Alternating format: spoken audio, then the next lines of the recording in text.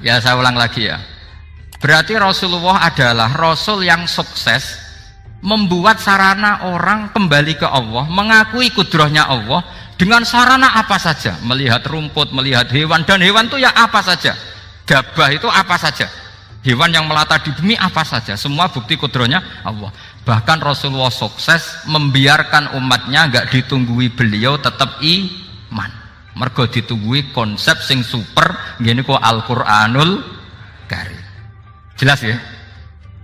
Tapi caranya memahami ya seperti yang saya terangkan ini. Ya saya baca lagi ya yang jadi annal mu'jizati pakai jamak muannas salim, annal mu'jizati al-madiyata, mukjizat-mukjizat yang sudah kelewat itu kanat khisiatan, bersifat fisik. Tusyahadu bil absor, hanya bisa dilihat dengan mata kepala. Karena qoti soleh wa asa Musa. Wa mu'jizatul Qur'ani tusyahadu bil basirah. Sementara mukjizatnya Quran disaksikan dengan mata hati, dan setiap orang punya mata hati. Fayakunu man yattabi'uhu li ajliha aksar. Li annal ladzi yusyahadu bi ainir ra'si yang qaridu bin qiradi musyahidihi. Wal ladzi yusyahadu bi ainil aqli baqin yusyahiduhu kullu man jaa badal awal mustamirron.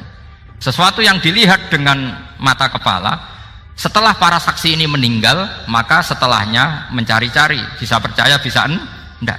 Tapi mukjizat yang disaksikan mata hati, siapapun percaya dan sampai ila yaumil kiamat.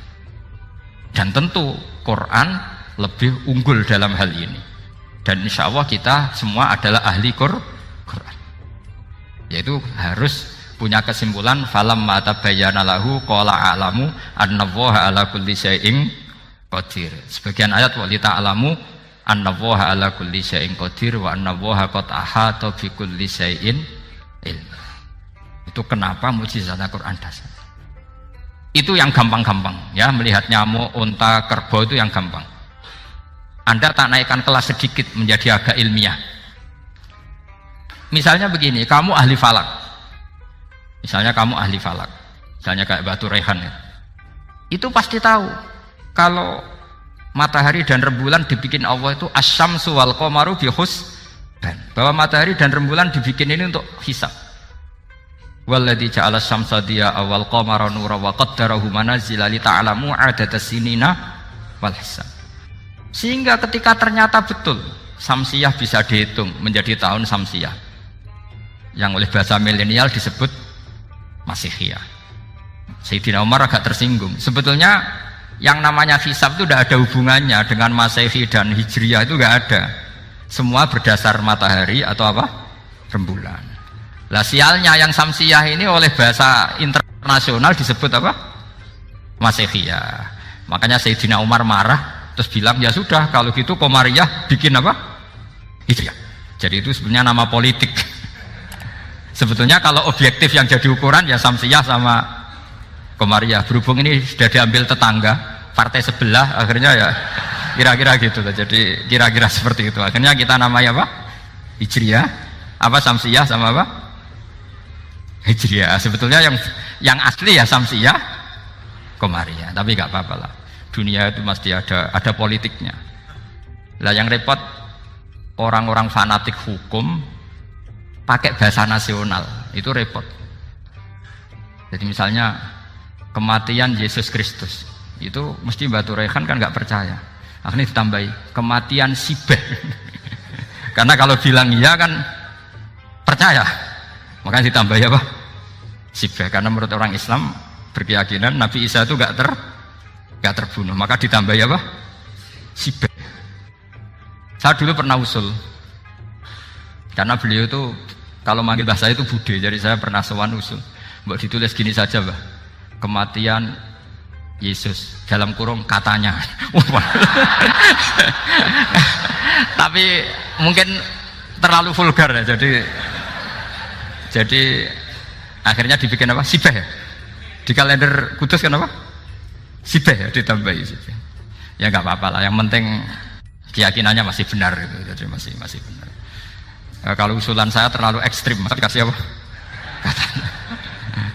Ya karena memang begitu kan, kita berkeyakinan Nabi Isa itu gak terbunuh. Wa ma qataluhu wa ma sholabuhu walakin syubbihalahu. Jadi ini saya teruskan ya. Ini paling masih berapa jam ini. Kalau kelamaan sampai dolim itu ganggu kiai lama-lama gitu. Saya tadi sudah bilang sama panitia, orang Indonesia itu gak sopan. Kalau suka kiai itu didatangkan, itu agak masalah sebetulnya. Dalam etika itu masalah. Kalau seneng kiai ya sowan ngaji, jangan sowan di dalam, itu ganggu ya, sowan ngaji saja. Dulu Imam Malik itu anaknya raja itu, Imam Malik itu seangkatan dengan Harun Ar-Rasyid. Makanya jangan berharap kalau saya gampang diundang. Bukan karena saya sombong, memang etikanya seperti itu. Jadi Imam Malik diminta datang ke istana untuk ngajar anak-anaknya Harun apa? Ar-Rasyid. Masyhur Imam Malik tersinggung terus kata bilang, al ilmu yu'ta la ya'ti. Ilmu itu disowani bukan sowan. Akhirnya Harun Ar-Rasyid minta anak-anaknya datang ngaji ke Imam Malik. Itu anak presiden. Imam Malik berani, al ilmu yu'ta la ya'ti. Tapi kalian beruntung karena saya hormat sama mbah-mbah saya di sini. Wong makom buyut saya itu ya berarti apa ya? Selatannya makamnya Sayyid Ja'far Shadiq itu di situ kan ada makamnya Mbah Soleh, Mbah Maksum, itu mbah-mbah saya. Nah, makanya dulu saya ngaji di sini lama di Damaran itu. Maksudnya lama itu ya mungkin setahun. Karena saya memang mulai kecil di sarang, sampai sekarang saya masih ngajar di sarang.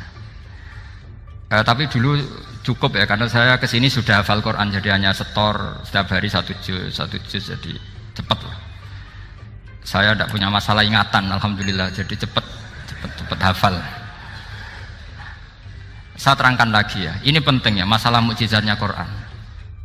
Selama ini orang tuh mau bilang tok, mukjizatnya Quran itu dahsyat, tapi nggak bisa menerangkan, itu masalah. Makanya kita harus bisa menerangkan mukjizatnya Al-Quran dahsyat itu apanya. Yaitu tadi, tongkatnya Nabi Musa hanya disaksikan oleh orang yang di era itu.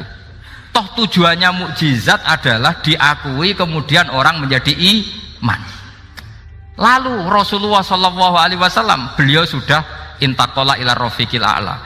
Tapi konsepnya Quran menjadikan orang yang nggak ditunggui beliau tetap iman ila yaumil kiamah. Itu yang maksud fa'arju an aku na aktsarahum tabi'an yaumal kiamah. Mukjizat saya itu cukup Quran kata Nabi, dan dengan mukjizat itu orang akan iman ila yaumil kiamah. Caranya seperti ini.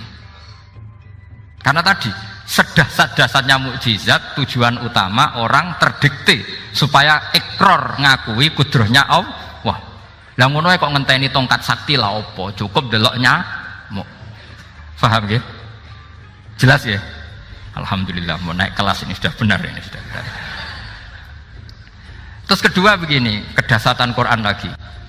Quran itu bisa merunut, mentartibkan logika. Bahkan logika ini logika yang universal. Siapa saja merasakan logika itu. Misalnya begini. Dulu orang kafir itu punya Tuhan banyak. Tentu yang dipertuhankan ya mana? Yang dipertuhankan itu banyak. Karena pikiran mereka urusan banyak, problem banyak, ya Tuhannya harus banyak. Ada BPKB 3D kan, istri cerewet macam-macam lah, itu kan problemnya banyak, maka Tuhannya harus banyak. Karena Tuhan itu maknanya penyelesai masalah. Sehingga kalau masalahnya banyak, Tuhan harus banyak. Ketika Rasulullah membawa konsep satu Tuhan, mereka janggal. Makanya mereka bilang, aja'alal alihata ilaha wahida inna hadza la syai'un ujab. Masa Tuhan satu? Ini aneh, nggak bisa. Tuhan harus banyak, karena masalah kita banyak. Itu terpatri, di otak mereka terpatri. Lalu Nabi dengan santai diajari Allah menerangkan. Andaikan kalian punya majikan banyak dan perintahnya beda-beda, kamu suka enggak? Ya enggak suka, mat, enggak enak. Punya majikan banyak itu udah enak. Milih mana majikan banyak sama satu? Satu aja, mat. Tuhan kamu adalah majikan kamu. Kalau banyak kamu bingung. Ya mat, satu aja mat. Itu segampang itu. Jadi menggiring, Tuhan itu kan bos kita, tuan kita. Kalau banyak berarti yang memerintah kita banyak, dan bisa konflik bos-bos kita ini karena berebut anak buah tadi. Akhirnya mereka, kalau kamu punya majikan banyak dan perintahnya beda-beda, semuanya minta dilayani, kamu pusing enggak? Ya pusing, mat. Minta mana? Majikan banyak sama satu. Satu saja Muhammad. Ya Tuhan kamu adalah atasan kamu, maka harus satu. Mereka faham. Oke mat, Tuhan satu. Itu yang dimaksud dorobawaw matalar rojulan fihi syuraka umutasyakisuna wa rojulan salamal lirojul hal yastawiyani masalah. Langsung alhamdulillah. Karena mereka yang paling bodoh pun faham. Dengan logika itu faham. Kalau Tuhan banyak, perintahnya banyak, kita repot. Maka Allah bikin satu masalan, yaitu rojulan fihi syuraka umutasyakisuna wa rojulan salamal dirojul. Satu lelaki, satu bos, satu perintah. Kayak apa mudahnya Allah. Kemudian mereka tetap menuhankan Lata, Hubal dan Uzza karena mereka dipertuhankan. Sebenarnya nggak pernah Tuhan tapi dipertuhankan. Allah memberi contoh itu sederhana sekali. Wa daraballahu mathalar rajulaini ahaduhuma abkam la yaqdiru ala syai'in wa huwa kallun ala maulah aina ma yuwajjihu la ya'ti bi khair hal yastawi huwa may ya'muru bil adl. Kata Rasulullah, Lata itu menurut kamu apa? Ya Tuhan kami. Muhammad, Hubal ya Tuhan kami, Uzzah ya Tuhan kami. Lalu kalau mereka kotor ya saya mandikan, kalau hidungnya coplok ya saya tata. Terus kata Rasulullah begini, kamu mau nggak punya budak atau pembantu yang buta, tuli, bisu? Kamu mau nggak punya pembantu? Pembantu loh ya, pembantu itu budak zaman dulu. Kamu mau nggak punya pembantu yang buta, yang tuli, yang bisu?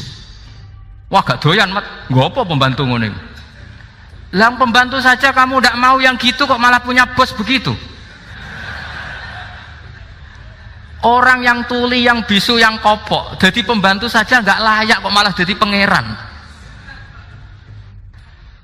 Paham ya? Arca dan berhala itu kan nggak bisa apa-apa. Kamu mau gaji ngasih THR pembantu yang kopok, bisu, picek, mau? Wong jadi pembantu saja nggak sah kok mau jadi apa? Tuhan atau jadi majikan.